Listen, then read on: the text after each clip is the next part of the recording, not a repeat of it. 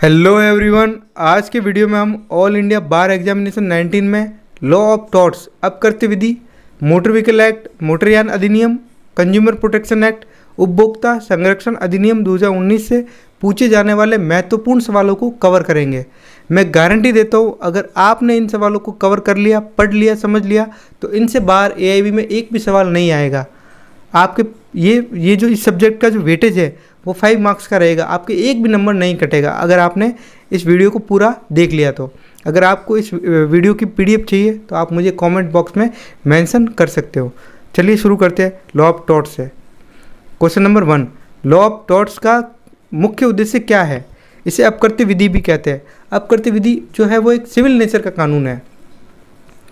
इसका मतलब होता है कि यदि किसी व्यक्ति के सिविल राइट, कानूनी अधिकार वायलेट होते हैं तो वो व्यक्ति सिविल न्यायालय में जाकर के प्रतिकर कंपनसेशन का दावा कर सकता है, मुआवजे का दावा कर सकता है। तो इसका उद्देश्य ऑप्शन बी इसका सही आंसर होगा, पीड़ित को मुआवजा देना। लॉ ऑफ टॉर्ट्स में टॉर्ट शब्द का अर्थ क्या है? टॉर्ट शब्द जो बना है वो फ्रेंच भाषा के लैटिन शब्द टॉर्टम से बना था, जिसका अर्थ होता है टू ट्विस्ट, तोड़ना या मरोड़ना, जिसका हिंदी में अर्थ होता है विधि विरुद्ध आचरण करना। तो टॉर्ट जो है उसका अर्थ होता है एक सिविल रॉन्ग, एक गलती।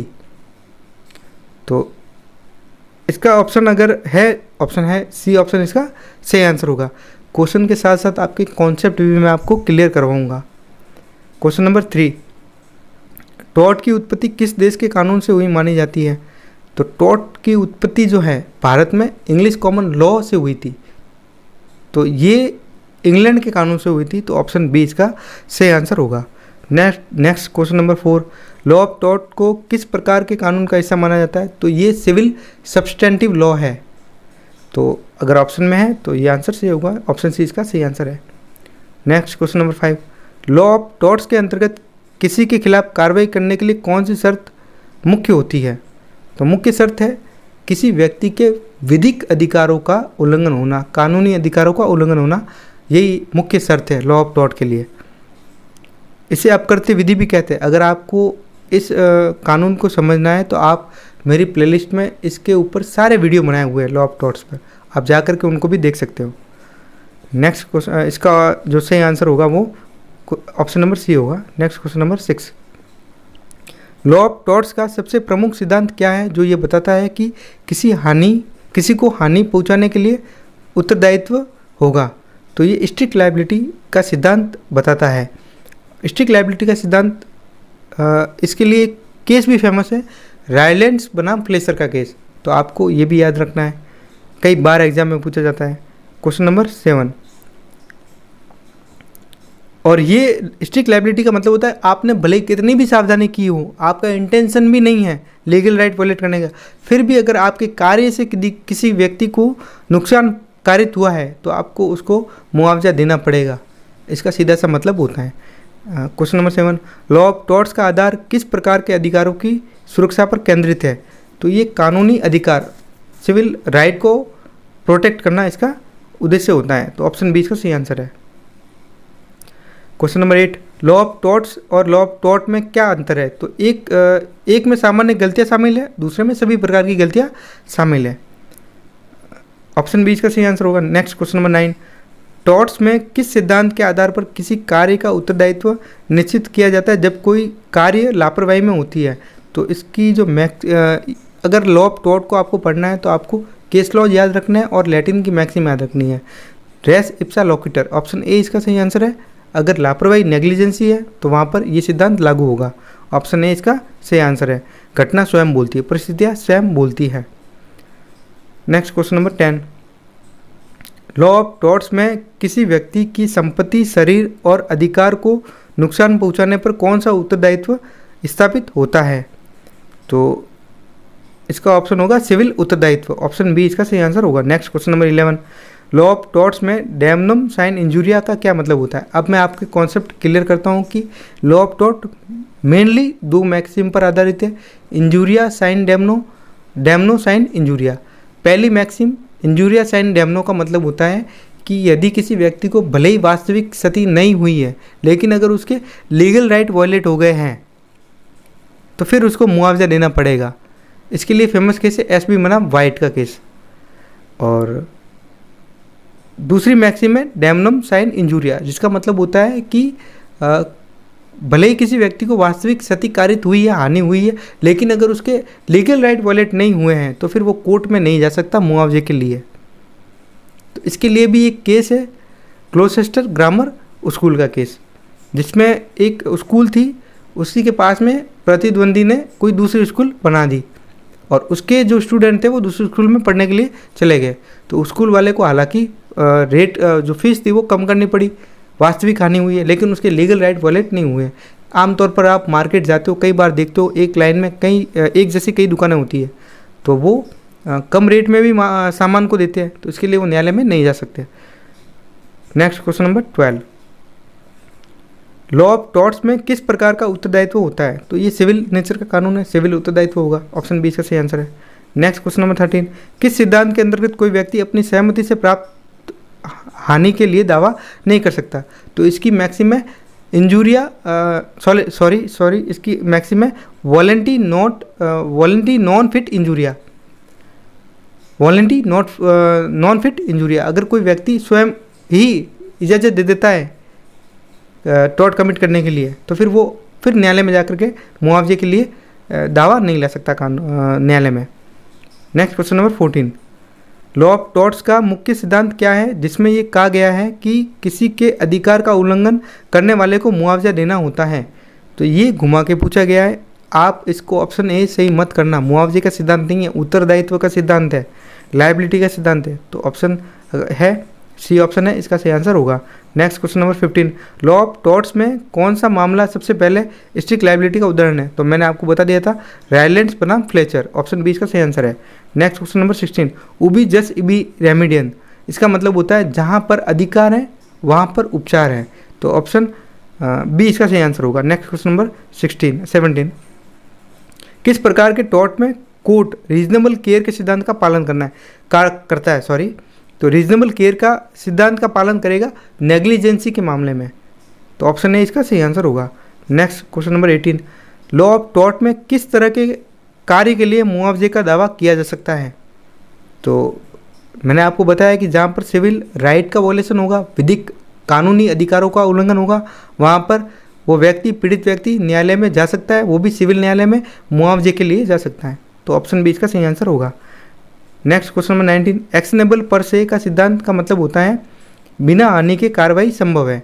अगर हानि नहीं हुई है और लीगल राइट वायलेट हो गए हैं तो फिर वो न्यायालय में जा सकता है मुआवजे के लिए, ऑप्शन ए इसका सही आंसर होगा।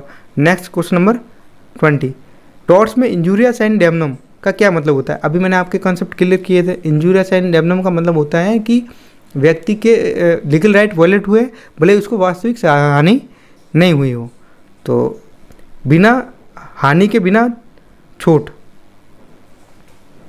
तो ऑप्शन ए इसका सही आंसर होगा। नेक्स्ट क्वेश्चन नंबर 21, टॉर्ट्स के अंतर्गत न्यूसेंस का मतलब क्या होता है? न्यूसेंस का मतलब होता है किसी को परेशान करना, तो इसका मतलब होता है उपद्रव, अपदूषण भी कहते हैं इसको। तो ये आईपीसी में भी कवर है और यहाँ भी कवर है। आईपीसी में आप उसको दंड दिला सकते हो और यहाँ पर मुआवजा ले सकते हो, लॉ ऑफ टॉर्ट में आप मुआवजा ले सकते हो, तो ऑप्शन डी इसका सही आंसर होगा। Question number 22, law of torts में कौन से सिद्धांत के अनुसार कोई व्यक्ति तभी हानि के लिए उत्तरदायी होगा जब उसने अपने कर्तव्यों का उल्लंघन किया है, वायलेट किया है अपने राइट ड्यूटीज़ का? तो इसका ऑप्शन ए देखभाल का कर्तव्य, ड्यूटी ऑफ केयर का जो उल्लंघन किया है, तो ऑप्शन सही आंसर होगा। नेक्स्ट क्वेश्चन नंबर 23, टॉर्ट में ट्रेसपास टू लैंड का क्या मतलब होता है? अगर किसी की संपत्ति में, ज़मीन में बिना परमिशन के आप घुस जाते हो तो फिर ये ट्रेसपास में कवर हो जाएगा।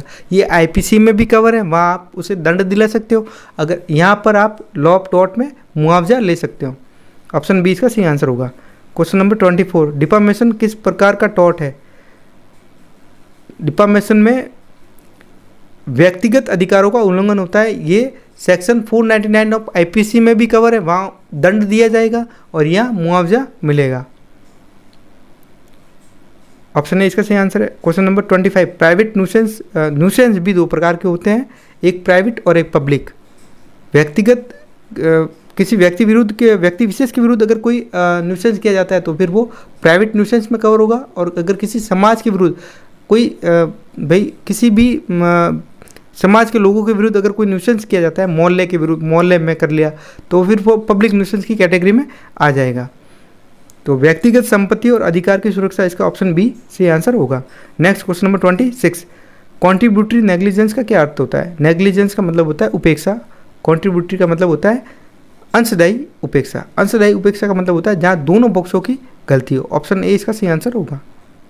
नेक्स्ट क्वेश्चन नंबर 27, टॉर्ट में फॉल्स इम्प्रिजनमेंट का क्या अर्थ होता है? फॉल्स इम्प्रिजनमेंट का मतलब होता है कि किसी व्यक्ति को गलत तरीके से बंदी बनाना। तो ये भी उसके लीगल राइट का वोलेशन होता है। तो ये आईपीसी में भी कवर है, वहाँ पर सदोष अवरोध, सदोष परिरोध के रूप में ये बताया गया है, वहाँ पर दंड दिया जाएगा और यहाँ लॉ ऑफ टॉर्ट में मुआवजा लिया जा सकता है। Next question number 28, law of torts में किस सिद्धांत के तहत कार्य किया जाता है जब नुकसान स्पष्ट रूप से किसी की गलती के कारण हुआ हो? तो गलती के कारण अगर किसी को नुकसान कारित हुआ है तो फिर आपको देखना पड़ेगा option A, res ipsa loquitur. Next question number 29, किस सिद्धांत में हानिकारक गतिविधि करने पर बिना किसी अपवाद के उत्तरदायित्व होता है भले ही कोई सावधानी बरती गई हो? आप कितनी ही सावधानी बरतो, दो प्रकार की मैं आपको लायबिलिटी बताता हूँ। एक आपको एब्सोल्यूट लायबिलिटी जिसमें अपवाद नहीं है, और एक स्ट्रिक्ट लायबिलिटी जिसमें अपवाद है। तो अगर अपवाद नहीं पूछ रहा है किसी भी बिना अपवाद के, तो आपको पूर्ण उत्तरदायित्व के सिद्धांत को ऑप्शन को सेलेक्ट करना है। तो ऑप्शन ए इसका सही आंसर है। नेक्स्ट क्वेश्चन नंबर 30, टॉर्ट्स में नेग्लिजेंस क्या है? नेग्लिजेंस का मतलब होता है कानूनी कर्तव्य का उल्लंघन करना और किसी को सत्कारित करना। तो ऑप्शन बी इसका सही आंसर है। नेक्स्ट क्वेश्चन नंबर 31, किस सिद्धांत के अनुसार कोई व्यक्ति अपनी संपत्ति के प्रति सावधानी बरतने में असफल होने के कारण होने वाले नुकसान के लिए जिम्मेदार होता है? तो इसका आंसर जो होगा वो होगा कोई व्यक्ति अपनी संपत्ति के प्रति सावधानी बरतने में असफल होने के कारण, सावधानी नहीं बरत रहा है, लापरवाही कर रहा है, तो इसका ऑप्शन बी लापरवाही नेग्लिजेंस होगा। क्वेश्चन नंबर 32, विकेरियस लायबिलिटी का सिद्धांत क्या कहता है? तो आपको मैं बता देता हूँ, विकेरियस लायबिलिटी का मतलब होता है कि मान लो ए ने बी के विरुद्ध कोई टॉर्ट कमिट किया, उसके लीगल राइट को वायलेट किया। अब ए की जगह सी के विरुद्ध दावा लाया जा रहा है, कार्य ए कर रहा है, एक्ट ए कर रहा है, टॉर्ट कमिट भी ए कर रहा है, लेकिन उसके लिए लायबल हो रहा है सी। तो ये होता है विकेरियस लायबिलिटी। एक व्यक्ति दूसरे के कार्यों के लिए जिम्मेदार होता है। तो ऑप्शन बी इसका सही आंसर होगा। इसके लिए भी एक फेमस केस था विकेरियस लायबिलिटी के लिए, चलिए आगे देखेंगे उसको। Next question 33, negligent miss statement किसे से संबंधित है? तो अगर किसी को आपने गलत जानकारी दे दी और उसको लीगल राइट वायलेट हो गए तो फिर वो आपके खिलाफ मुआवजे के लिए न्यायालय में जा सकता है। ऑप्शन बी इसका सही आंसर होगा। Next question number 34, law of torts में पब्लिक न्यूसेंस का क्या अर्थ है?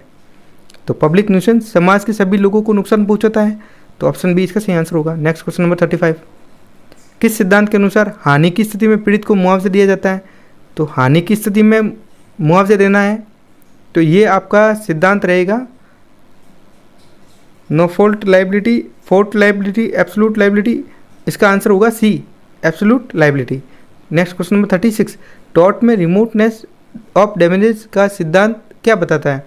तो मैं आपको बता देता हूँ कि वहाँ पर ही मुआवजा लिया जाएगा जब डैमेज और क्षति और कार्य में, डैमेज और एक्ट में सीधा संबंध हो।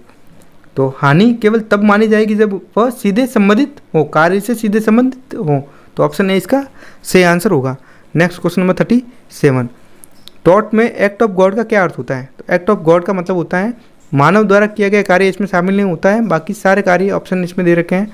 प्राकृतिक आपदा के कारण होने वाली क्षति भी शामिल है, किसी व्यक्ति का दुर्भाग्य ये भी शामिल नहीं है, मानव द्वारा किए गए कार्य भी शामिल नहीं है एक्ट ऑफ गॉड में, कोई सरकारी आदेश भी शामिल नहीं है। ऑप्शन बी इसका सही आंसर है, damages cause by natural disaster. Question number 39, law of torts में डिफामेशन के कितने प्रकार हैं? तो ये दो प्रकार हैं डिफामेशन, मानहानि दो प्रकार की होती हैं, एक लिखित तौर पर और एक मौखिक रूप से। लिखित रूप में भी होती है, मौखिक रूप में भी होती है। ये आईपीसी में भी होती है, वहाँ आप दंड दिला सकते हो और यहाँ पर आप मुआवजा ले सकते हो। नेक्स्ट क्वेश्चन नंबर 40, बैटरी का क्या है? तो बैटरी और असोल्ट दोनों को साथ में पढ़ा जाता है। मैं आपको एक एग्जांपल के जरिए आपके कॉन्सेप्ट को क्लियर कर देता हूँ। अगर कोई व्यक्ति किसी व्यक्ति को मुक्का दिखाता है तो वो होगा असोल्ट टॉर्ट के केस में, और अगर वो मुक्का किसी को मार देता है तो वो बैटरी बन जाएगा। बिना सहमति के शारीरिक संपर्क, तो बी ऑप्शन जो है वो इसका सही आंसर होगा। नेक्स्ट क्वेश्चन नंबर 41, रेस्टिट्यूशन का क्या मतलब है? तो इसका आंसर है डी, उपरोक्त सभी सही है। नुकसान की भरपाई भी, संपत्ति की वापसी भी और किसी स्थिति का पुनर्स्थापन भी रेस्टिट्यूशन के अंतर्गत आता है। क्वेश्चन नंबर 42, किसी मामले में पब्लिक न्यूसेंस को मान्यता दी गई है। तो पब्लिक न्यूसेंस को मान्यता दी गई थी attorney general versus PYA queries limited के मामले में। ऑप्शन बी इसका सही आंसर है। क्वेश्चन नंबर 43, टॉर्ट में स्लैंडर किस प्रकार का मामला है? ये एक मानहानि है, ये मौखिक मानहानि होती है। ऑप्शन ए इसका सही आंसर होगा। क्वेश्चन नंबर 44, एक्टस रियस का क्या अर्थ है? तो ये अपराध का एक तत्व है, actus reus, guilty act. Next 45 question number 45, res ipsa loquitur, तो इसका मतलब होता है, ये सिद्धांत वहाँ लागू होगा जहाँ नेग्लिजेंसी होती है, उपेक्षा होती है। तो घटना स्वयं बोलती है, ये इसका सही आंसर है। बी ऑप्शन सही आंसर होगा। Question number 46, volenti non fit injuria का क्या मतलब होता है? इच्छुक व्यक्ति को हानि नहीं होती। अगर कोई व्यक्ति जैसे डीजे बज रहा है ज़ोर से और खुद ही वहाँ पर जा कर के बैठ जाता है, फिर उसके कान में दर्द होता है और फिर वो मुआवजे के लिए न्यायालय में नहीं जा सकता क्योंकि वो अपनी सहमति से वहाँ गया था। जैसे ही मान लो क्रिकेट का दौर चल रहा है, तो क्रिकेट की बात करते हैं। क्रिकेट के स्टेडियम में आप टिकट लेकर के मैच देखने के लिए जाते हो और वहाँ पर अगर आपको क्रिकेट की बॉल लग जाती है, किसी बल्लेबाज ने अगर शॉट लगाया और बॉल लग गई, तो फिर आप उसके खिलाफ न्यायालय में नहीं जाओगे क्योंकि आपने अपनी सहमति दे दी थी रिस्क के लिए। तो ये सिद्धांत वहाँ लागू होता है। Next question number 47, damnum sine injuria, मैंने आपको बताया था जहाँ लीगल राइट वॉलेट नहीं होंगे वहाँ पर टॉर्ट केस नहीं बनेगा। बिना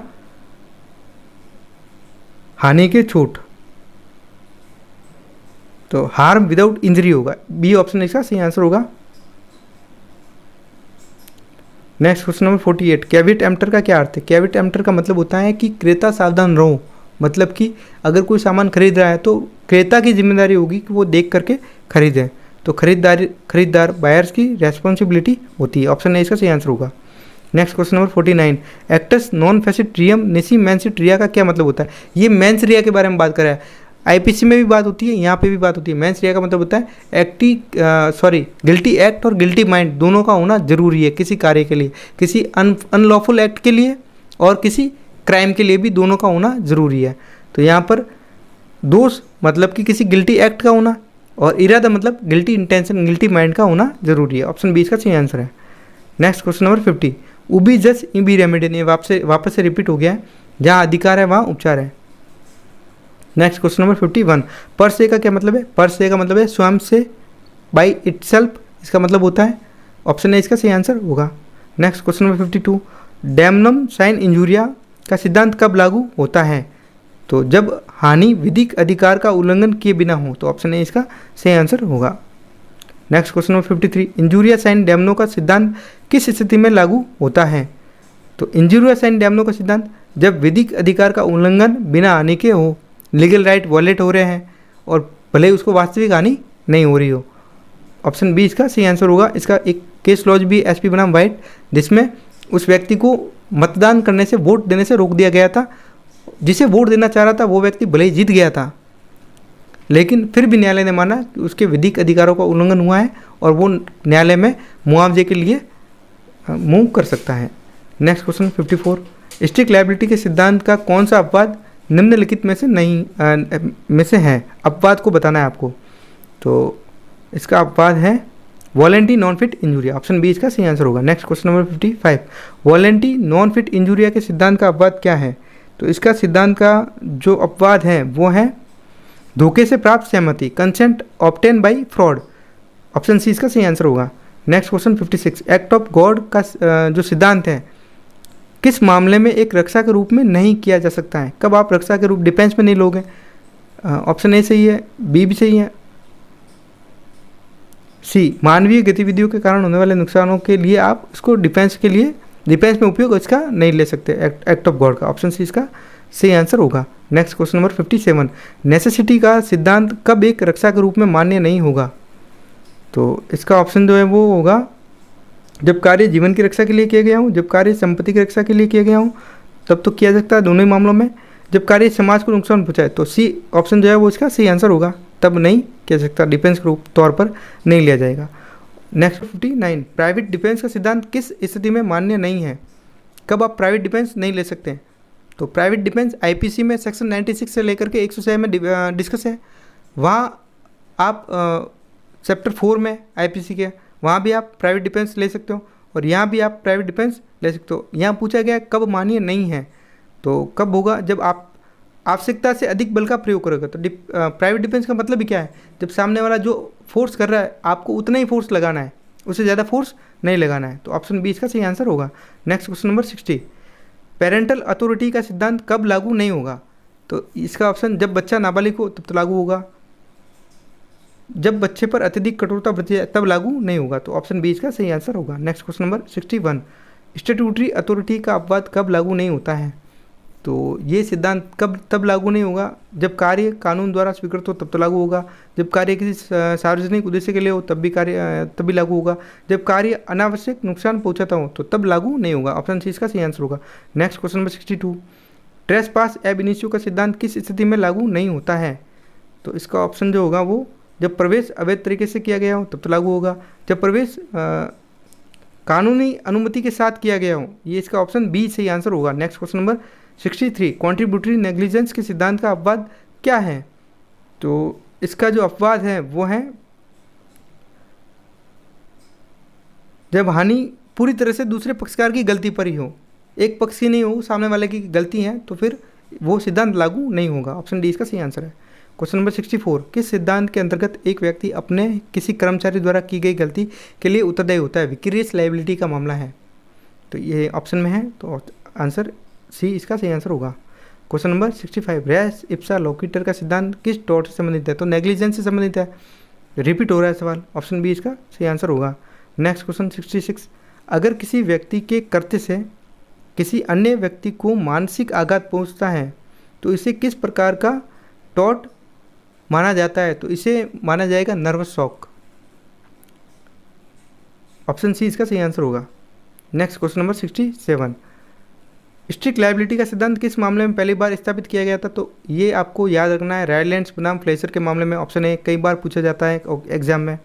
नेक्स्ट क्वेश्चन नंबर 68, निम्नलिखित में से कौन सा टॉर्ट के प्रकार के अंतर्गत नहीं आता है? तो कौन सा टॉर्ट के प्रकार में नहीं आएगा? अतिक्रमण आता है, अपराध नहीं आता है, अपराध के लिए आईपीसी बनी हुई है। ऑप्शन बी इसका सही आंसर है। क्वेश्चन नंबर 69, डिफामेशन का संबंध किस प्रकार के अधिकार के उल्लंघन से है? तो डिफामेशन प्रतिष्ठा का अधिकार वायलेट होगा तभी प्रभाव में आएगा। तो राइट टू रेपुटेशन, इसका ऑप्शन ए सही आंसर है। क्वेश्चन नंबर 70, निम्नलिखित में से किस मामले में नर्वस शॉक को एक टॉर्ट के रूप में मान्यता दी गई थी? तो ये मामला था बोरहिल वर्सेस यंग का मामला। इस मामले में ये सिद्धांत पहली बार प्रतिस्थापित किया गया था। क्वेश्चन नंबर 71, किस सिद्धांत के अंतर्गत मालिक अपने पालतू जानवरों द्वारा की गई हानि के लिए उत्तरदायी होता है? तो स्ट्रिक्ट लायबिलिटी के अंतर्गत वो लायबल होगा। क्वेश्चन नंबर सी इसका सही आंसर है।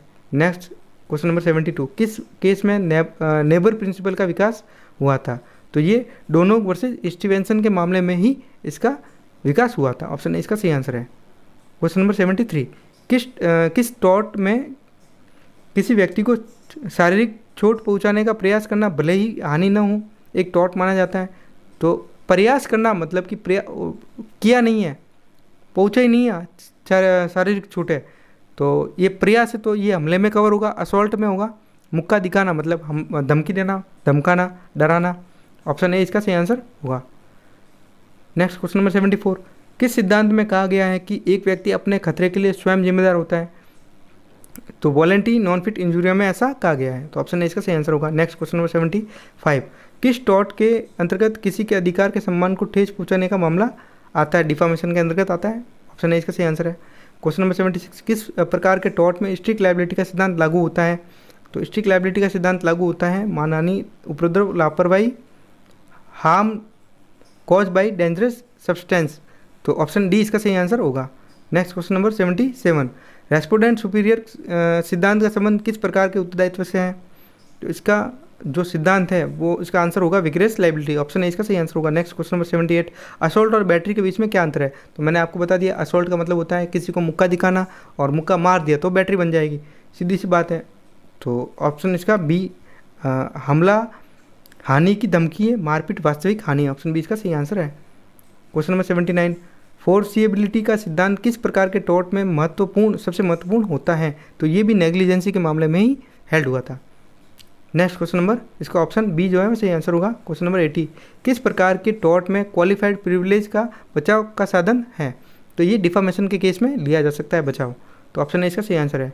Next question number 81, absolute liability सिद्धांत में किस मामले में लागू किया गया था? तो ये MC मेहता बनाम यूनियन ऑफ इंडिया के मामले में लागू किया गया था पूर्ण दायित्व के सिद्धांत को। तो ऑप्शन ए इसका सही आंसर है।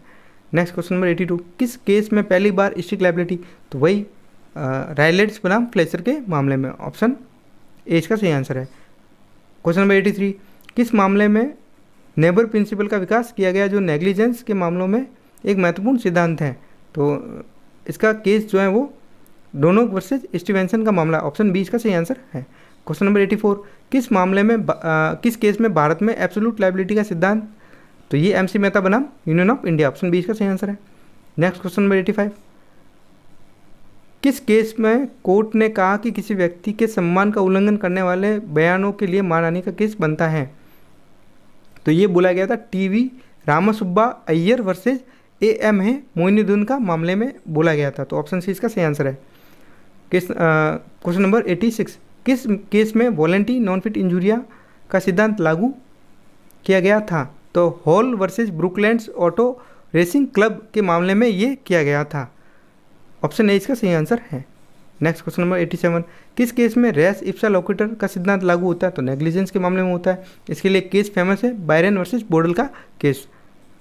ऑप्शन ए इसका सही आंसर है। क्वेश्चन नंबर 88, किस केस में ये निर्णय दिया गया कि नेग्लिजेंस के कारण मानसिक आघात भी एक टॉर्ट है? तो बोरहिल वर्सेज यंग का मामला आपको ध्यान में रखना है, ये पूछा जा सकता है एग्जाम में। क्वेश्चन नंबर 89, किस केस में ये सिद्धांत स्थापित किया गया कि पब्लिक न्यूसेंस के लिए व्यक्तिगत नुकसान का दावा कर सकता है? तो इसके लिए केस बताना है आपको, कैंपबेल वर्सेज पेडिंगटन कॉरपोरेशन का मामला। ऑप्शन ए इसका सही आंसर है। क्वेश्चन नंबर 90, किस केस में ये निर्णय लिया गया कि किसी व्यक्ति के कानूनी अधिकारों के उल्लंघन पर भी वह मुआवजे का हकदार होता है भले उसे वास्तविक हानि नहीं हुई हो? तो SB बनाम वाइट का केस। ऑप्शन ए इसका सही आंसर है। क्वेश्चन नंबर 91, किस केस में निर्णय हुआ कि विशेषाधिकार का उपयोग मानहानि के मामलों में एक बचाव के रूप में किया जा सकता है? तो केस बताना है आपको, टू गुड वर्सेज स्पायरिंग का केस। ऑप्शन ए इसका सही आंसर है। अब आपके अपकृत्य विधि से पूछे जाने वाले सवालों की लिस्ट खत्म हो गई है। अब आपके मोटर व्हीकल एक्ट से पूछे जाने वाले सवालों को मैं आपको कवर करवाऊंगा। Next question number 92, motor vehicle act के तहत निर्दोष जिम्मेदारी का मतलब क्या होता है? उसका मतलब होता है कि मुआवजा बिना गलती सिद्ध किए प्रदान किया जाएगा। नो फॉल्ट लायबिलिटी मतलब मुआवजा दिया जाएगा बिना गलती सिद्ध किए ही। ऑप्शन सी इसका सही आंसर होगा। Next question number 93, hit and run मामले में मुआवजा किसके द्वारा दिया जाता है? तो हिट एंड रन का मतलब होता है कोई गाड़ी जो है वो किसी को घायल करके या मार करके एक्सीडेंट करके वहाँ से फरार हो जाती है, चालक का पता ही नहीं चलता है। तो उस मामले में मुआवजा कौन देगा? तो उस मामले में सरकार देती है। ऑप्शन सी, राज्य सरकार द्वारा वित्त पोषित मुआवजा योजना के तहत दिया जाएगा। नेक्स्ट क्वेश्चन नंबर 94, मोटरयान अधिनियम के तहत दुर्घटना बीमा फंड का उद्देश्य क्या है? तो दुर्घटना बीमा फंड का उद्देश्य है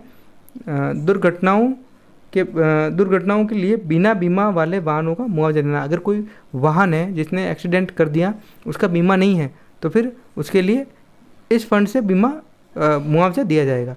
नेक्स्ट क्वेश्चन नंबर 95, मोटरयान अधिनियम में लाइसेंस रद्द कब की जा सकती है? वाहन चलाते समय मोबाइल का उपयोग करोगे तब भी होगा, तेज़ गति से गाड़ी चलाओगे तब भी, शराब पीकर गाड़ी चलाने पर तब भी। उपरोक्त सभी मामलों में लाइसेंस आपका रद्द हो सकता है। क्वेश्चन नंबर 96, तीसरे पक्ष का बीमा, थर्ड पार्टी इंश्योरेंस का मुख्य उद्देश्य क्या है? तीसरे पक्ष का बचाव करना। सीधी सी बात है, आपको कॉमन सेंस से आंसर को सॉल्व करना है। दुर्घटना में तीसरे पक्ष को हुए नुकसान की भरपाई करना। नेक्स्ट क्वेश्चन नंबर 97, मोटरयान अधिनियम के तहत अस्थायी पंजीकरण का समय कितना है? तो वो 30 दिन का होता है। टेम्परेरी रजिस्ट्रेशन 30 दिन तक वैलिड रहता है। क्वेश्चन नंबर इसका ऑप्शन बी जो है सही आंसर होगा। क्वेश्चन नंबर 98, मोटरयान अधिनियम के अनुसार किस उम्र के बाद व्यक्ति को ड्राइविंग लाइसेंस प्राप्त करने का अधिकार होता है? 18 वर्ष की एज बता रखी है इंडिया में। ऑप्शन बी इसका सही आंसर है।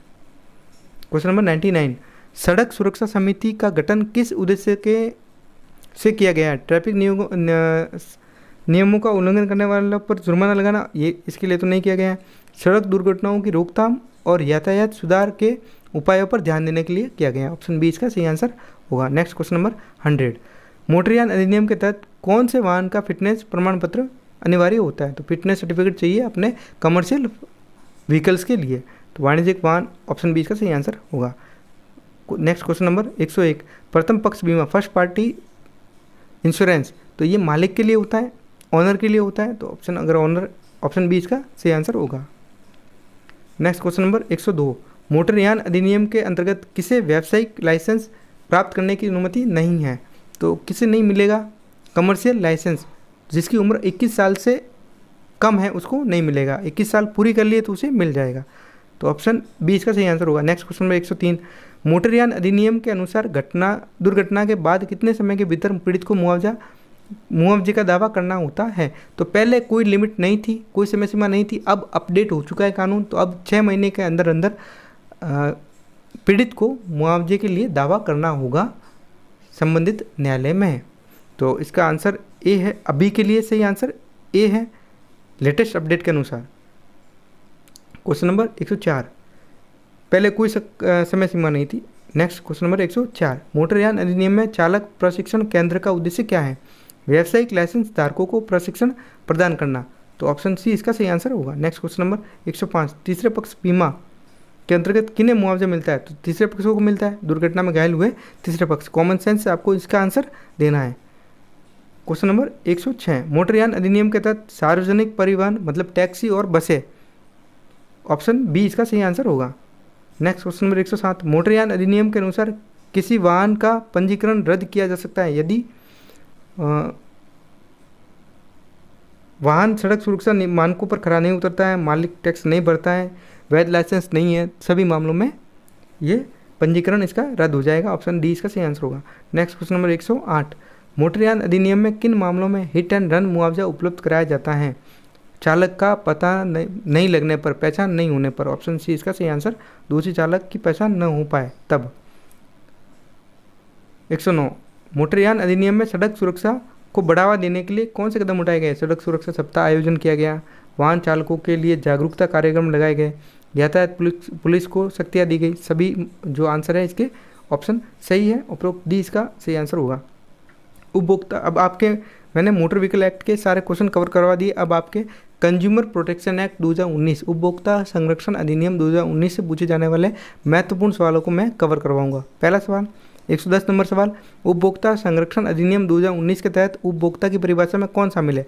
वो व्यक्ति जो किसी वस्तु को स्वयं उपभोग के लिए खरीदता है, बायर, ऑप्शन ए इसका सही आंसर होगा। नेक्स्ट क्वेश्चन नंबर 111, अधिनियम के तहत ई कॉमर्स कंपनियों पर किस प्रकार की जिम्मेदारियां लगाई गई हैं? तो इसके लिए जिम्मेदारियां लगाई गई है शिकायत निवारण तंत्र स्थापित करने की जिम्मेदारी लगाई गई है। ऑप्शन बी इसका सही आंसर है। नेक्स्ट क्वेश्चन नंबर 112, अधिनियम के अनुसार उपभोक्ता को उत्पाद की किस प्रकार की गारंटी दी जाती है?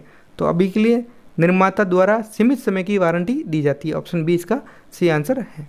नेक्स्ट क्वेश्चन नंबर 113, अधिनियम में राष्ट्रीय उपभोक्ता विवाद निवारण आयोग में सीधे याचिका दाखिल करने के लिए न्यूनतम विवाद राशि जो है वो अमाउंट कितना है? तो अमाउंट यहाँ डिस्प्यूटेड है, 1 करोड़ मेरे हिसाब से हो सकता है, 5 करोड़ अगर आपके पास में बेरेक्ट है तो वहाँ आप खोल के देख सकते हो, वहाँ आपको बेरेक्ट खोल के ही इसका आंसर आपको देना है, सीधी सी बात है, क्योंकि बेरेक्ट वहाँ अलाउ है AIB में।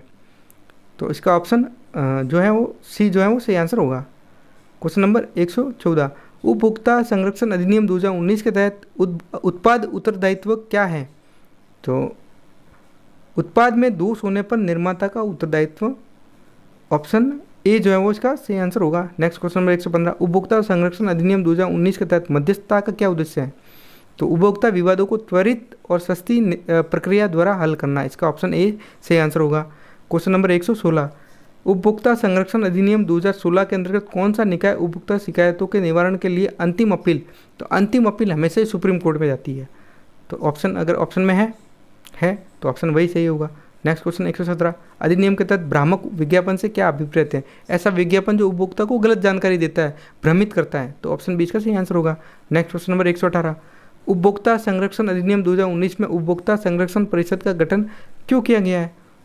उपभोक्ताओं के अधिकारों को बढ़ावा देने के लिए किया गया है, ऑप्शन ए इसका सही आंसर होगा। कन्फ्यूज मत होकर के ये मत लिख के आ जाना उपभोक्ता विवादों का निपटारा करने के लिए, ऑप्शन ए ही इसका सही आंसर होगा।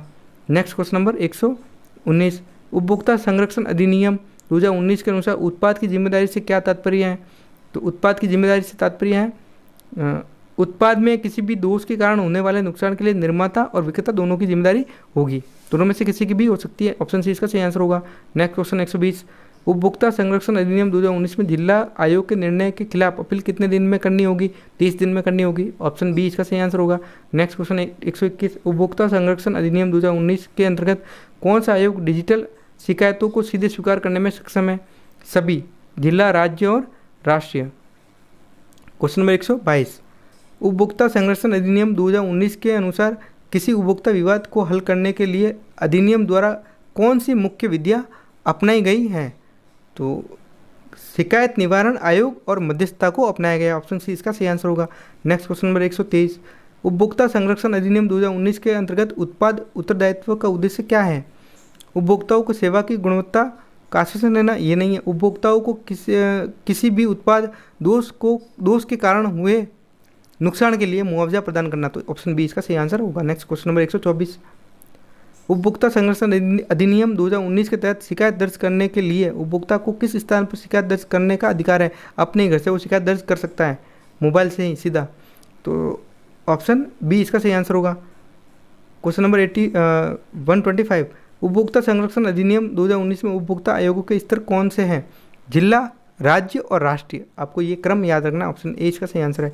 नेक्स्ट क्वेश्चन नंबर 126, उपभोक्ता संरक्षण अधिनियम 2019 के अनुसार किसी उत्पाद के भ्रामक विज्ञापन के लिए कौन जिम्मेदार है? निर्माता और विज्ञापन एजेंसी दोनों, ऑप्शन बी इसका सही आंसर है। नेक्स्ट क्वेश्चन 127, उपभोक्ता संरक्षण अधिनियम 2019 के अनुसार ई कॉमर्स प्लेटफॉर्म की कौन सी जिम्मेदारी होती है?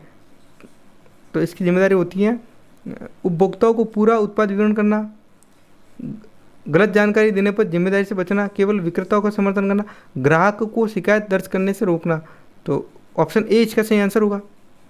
उपभोक्ताओं को पूरा उत्पाद विवरण प्रदान करना। क्वेश्चन नंबर 128, उपभोक्ता संरक्षण अधिनियम 2019 के अनुसार एक उपभोक्ता क्या कर सकता है यदि उसे सेवा में दोष पाया जाए? तो वो सेवा प्रदाता के खिलाफ शिकायत दर्ज कर सकता है। 129 सवाल नंबर, उपभोक्ता संरक्षण अधिनियम 2019 के तहत जिला उपभोक्ता विवाद निवारण आयोग की स्थापना का उद्देश्य क्या है? उपभोक्ताओं की शिकायतों का त्वरित निवारण करना, ऑप्शन ए इसका सही आंसर है। नेक्स्ट क्वेश्चन 130, राज्य उपभोक्ता आयोग की अपील आपको 45 दिन के भीतर करनी है, तो ऑप्शन बी इसका सही आंसर है। नेक्स्ट क्वेश्चन 131, राष्ट्रीय उपभोक्ता विवाद निवारण आयोग में अपील दाखिल करने के लिए न्यूनतम विवाद राशि क्या है? तो ये वापस पूछा गया है, तो 5 करोड़ रिपीट हुआ है क्वेश्चन। नेक्स्ट क्वेश्चन 132, उपभोक्ता आयोगों के निर्णय के खिलाफ किस न्यायालय में अपील की जा सकती है? तो उपभोक्ता आयोगों के खिलाफ आपको हाईकोर्ट में जाना है, तो हाईकोर्ट ऑप्शन है, बी ऑप्शन आपका सही आंसर होगा। नेक्स्ट क्वेश्चन नंबर 133, राष्ट्रीय उपभोक्ता आयोग की संरचना में कौन कौन शामिल होते हैं? 1 अध्यक्ष और 6 अलग से सदस्य होते हैं, तो अब ये आपको याद रखना है, ऑप्शन बी इसका सही आंसर है। नेक्स्ट क्वेश्चन 134, उपभोक्ता आयोगों के सदस्य किस प्रकार की योग्यता रखनी चाहिए? तो ऑप्शन सभी ऑप्शन सही, उपरोक्त सभी इसका आंसर होगा, डी आंसर इसका सही होगा। नेक्स्ट क्वेश्चन नंबर 135, उपभोक्ता संरक्षण अधिनियम 2019 के तहत आयोगों को शिकायतों के निवारण के लिए कितने दिन का समय दिया गया है? तो 60 दिन का समय दिया गया है, ऑप्शन बी इसका सही आंसर है। नेक्स्ट क्वेश्चन नंबर 136, राज्य उपभोक्ता आयोग की अपील किस प्रकार की शिकायतों के लिए स्वीकार की जाती है? तो ये जिला आयोगों द्वारा निपटाए गए मामलों के लिए ही होती है, ऑप्शन सी इसका सही आंसर है। नेक्स्ट क्वेश्चन नंबर 137, उपभोक्ता आयोगों की कार्यप्रणाली के तहत शिकायतकर्ता की परिभाषा का मतलब वह व्यक्ति जो शिकायत करता है। ऑप्शन ए इसका सही आंसर है। 138, राष्ट्रीय उपभोक्ता आयोग में अपील दर्ज करने की प्रक्रिया क्या है? तो हमेशा आपको ध्यान में रखना है कि राष्ट्रीय उपभोक्ता आयोग में आप लिखित आवेदन लेकर ही जा सकते हो। ठीक है, तो ऑप्शन ए आपका सही है, आपको ये ध्यान में रखना है। नेक्स्ट क्वेश्चन नंबर 139, उपभोक्ता आयोगों के निर्णय के खिलाफ अपील करने की अवधि कितनी होती है? तो ये अपील करने की अवधि 60 दिन की होती है। तो आपको ऑप्शन सी से आपको ध्यान में रखना है। नेक्स्ट क्वेश्चन नंबर 140, उपभोक्ता आयोगों के सदस्य कैसे नियुक्त किए जाते हैं? तो इसे सरकार नियुक्त करती है, यह आपको ध्यान रखना है। तो ऑप्शन में है, ऑप्शन ए इसका सही आंसर है। नेक्स्ट क्वेश्चन नंबर 141, उपभोक्ता विवाद निवारण आयोग के अध्यक्ष की नियुक्ति 5 वर्षों के लिए की जाती है। तो आपको ध्यान में रखना है, ऑप्शन सी इसका सही आंसर है। नेक्स्ट क्वेश्चन नंबर 142, उपभोक्ता संरक्षण अधिनियम 2019 के तहत आयोगों में शिकायतों के निपटारे के लिए समय सीमा क्या है? तो वो 60 दिन की है। ऑप्शन सी इसका सही आंसर है। ये लास्ट क्वेश्चन था, इसके बाद कोई क्वेश्चन नहीं है। ये मैंने पीडीएफ जो है वो मोस्ट प्रोबेबल क्वेश्चन है जो आपके AIB 19 में पूछे जा सकते हैं। अगर आपको ये पीडीएफ चाहिए तो आप मुझे कमेंट बॉक्स में मेंशन कर सकते हो। आप AIB में डायरेक्ट लेकर के तो जा सकते हो, कोई दिक्कत नहीं है, लेकिन वो विदाउट शॉर्ट नोट के होंगे। अगर आपके कॉन्सेप्ट क्लियर हो गए हैं तो ठीक है, अगर आपको किसी में डाउट है तो आप मुझे कमेंट में मेंशन भी कर सकते हो। मैं आगे भी AIB में पूछे जाने वाले सिलेबस के अकॉर्डिंग सब्जेक्ट को लेकर के PDF लेकर के आऊँगा। ठीक है, अगर आपको मेरा वीडियो अच्छा लगा है तो मुझे सब्सक्राइब कर लेना। धन्यवाद।